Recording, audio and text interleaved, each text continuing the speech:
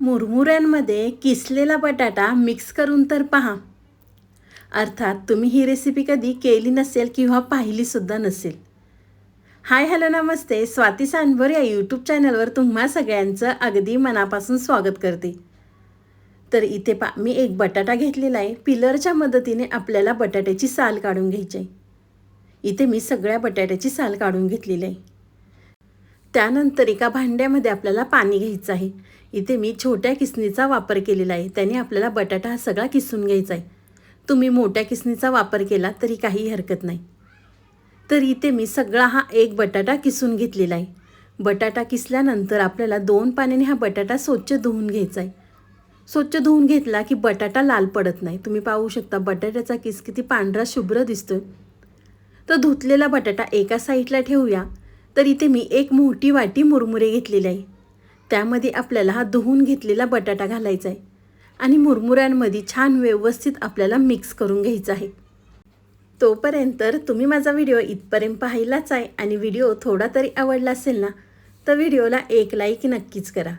साईडचं bell आयकॉनसुद्धा press करा, म्हणजे तुम्हाला माझे नवीन व्हिडिओ पाहायला मिळतील. बटाटा मुरमुऱ्यांमध्ये व्यवस्थित मिक्स केला की 10 मिनिटासाठी आपल्याला साईडला ठेवायचा आहे. त्यानंतर आपल्याला काही भाज्या या ठिकाणी चिरून घ्यायच्या आहेत. तर इथे मी एक मोठ्या आकाराचा कांदा घेतलेला आहे. तर कांदा आपल्याला बारीक चिरून घ्यायचा आहे. तर इथे मी एक कांदा बारीक चिरून घेतलेला आहे. कांदा चिरून घेतल्यानंतर त्यामध्ये आपल्याला एक टोमॅटोसुद्धा बारीक चिरून घ्यायचा आहे. तुम्हाला ज्या भाज्या आवडतील त्या भाज्या तुम्ही यामध्ये वापरू शकता. तर इथे मी टोमॅटो चिरून घेते. मुलांना रोज रोज नाश्त्यासाठी काय द्यावं समजत नसेल ना, तर मुरमुऱ्यांपासून हा भन्नाट चवीचा नाश्ता एकदा नक्कीच करून पहा. अगदी लहानांपासून मोठ्यांपर्यंत सगळेजण आवडीने खातील. कांदा टोमॅटो चिरून घेतल्यानंतर आपल्याला या ठिकाणी 2 मिरच्या चिरून घ्यायच्या आहेत. घरामध्ये जर लहान मुलं खूप खाणारे असतील तर मिरच्या स्किप केल्या तरी चालणार आहे. मिरच्या चिरल्यानंतर आपल्याला कोथिंबीरसुद्धा बारीक चिरून घ्यायची आहे. इथे मी कांदा टोमॅटोचा वापर केलेला आहे. तुम्ही चिरलेला कोबी किंवा किसलेलं गाजर किंवा कोणतेही पालेभाजी यामध्ये तुम्ही वापरू शकता. सगळ्या भाज्या चिरल्यानंतर मुरमुरेसुद्धा 10 मिनटं छान व्यवस्थित भिजलेले आहे. तर त्यामध्ये आपल्याला चिरलेला कांदा, चिरलेला टोमॅटो, चिरलेल्या मिरच्या, चिरलेली कोथिंबीर घालायची आहे. भाज्या घातल्यानंतर त्यामध्ये आपल्याला काय मसाले घालायचे आहेत. इथे मी 1 चमचा काश्मीरी मिरची पावडर, म्हणजे रंग छान येतो. पाव चमचा आपल्याला हळद घालायची आहे. हळद घातल्यानंतर 1 चमचा आपल्याला मिरची पावडर घालायची आहे. तिखट तुम्ही तुमच्या आवडीनुसार कमी अधिक करू शकता. मसाले घातल्यानंतर इथे मी अर्ध लिंबू पिळून घेतलेला आहे. तुम्ही लिंबाच्या ऐवजी दह्याचा वापर केला ना तरी चालणार आहे. दही किंवा चाट मसाला किंवा आमचूर पावडरसुद्धा या ठिकाणी वापरू शकता. लिंबू पिळल्यानंतर चवीनुसार त्यामध्ये मीठ घालायचं आहे. चवीनुसार मीठ घातल्यानंतर त्यामध्ये आपल्याला 3 चमचे बेसन पीठ घालायचं आहे. तुम्हाला जर बेसन पीठ चालत नसेल ना, तर कोणतं पीठ वापरू शकता ते तुम्हाला मी पुढे सांगतेच. 3 चमचे बेसन पीठ घातलं की आपल्याला हे परत व्यवस्थित मिक्स करून घ्यायचं आहे. काही वेळेस काय होतं, फरसाण संपून जातं आणि मुरमुरे शिल्लक राहतात. मग त्याच मुरमुऱ्यांचं काय करायचं ना, तर हा व्हिडिओ नक्कीच शेवटपर्यंत पहा. तुमचेसुद्धा मुरमुरे शिल्लक राहणार नाही. 3 चमचे बेसन पीठ घातल्यानंतर इथे मी व्यवस्थित मिक्स करून घेतलेलं आहे. मिक्स केल्यानंतर त्यामध्ये आपल्याला 1 चमचा तांदळाचं पीठ घालायचं आहे, म्हणजे कुरकुरीतपणा अगदी छान येतो. तर तुम्ही यामध्ये मी तुम्हाला म्हटलं होतं, तुम्ही बेसन पिठाच्या ऐवजी यामध्ये तुम्ही 1 चमचा ज्वारीचं, 1 चमचा बाजरीचं पीठ वापरलं तरी काही हरकत नाही. काही जणांना बेसन पीठ चालत नाही. 1 चमचा तांदळाचं पीठ घातलं की छान आपल्याला ह्याचे कटलेट तयार करून घ्यायचे आहेत. तुम्ही पाहू शकता खूप जास्त आपण पिठांचा सुद्धा वापर केलेला नाही आहे. अगदी व्हिडिओमध्ये दाखवते ना त्या पद्धतीने कटलेट तयार करून घ्या.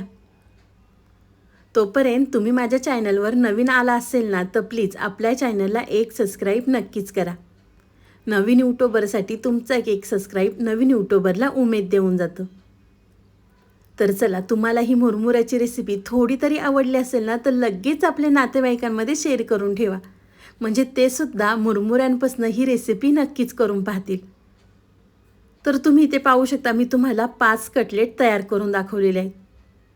कटलेट तयार केल्यानंतर एका साईडला पॅन गरम करून घेतलेला आहे. त्यामध्ये आपल्याला 1.5 चमचा तेल घालायचं आहे. अगदी आपण कमीत कमी तेलात ही रेसिपी तयार करणार आहे, म्हणजे घरातले वयस्कर लोकंसुद्धा अगदी आवडीने खातील. 1.5 चमचा तेल घातलं की पॅनमध्ये आपल्याला व्यवस्थित हे पसरवून घ्यायचं आहे. तेल पॅनमध्ये पसरवल्यानंतर तयार केलेले कटलेट आपल्याला पॅनवरती ठेवायचे आहेत. तुम्ही याचे थालीपीठसुद्धा बनवू शकता. थालीपीठ बनवण्यासाठी हे पीठ थोडंसं सैलसर करायचं. तुम्ही याचे थालीपीठ किंवा आप्पेसुद्धा बनवू शकता.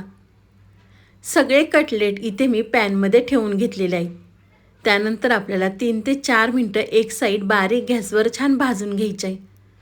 एक साईड भाजल्यानंतर आपल्याला दुसरी साईडने सुद्धा छान क्रिस्पी होईपर्यंत ही कटलेट भाजून घ्यायचे आहेत.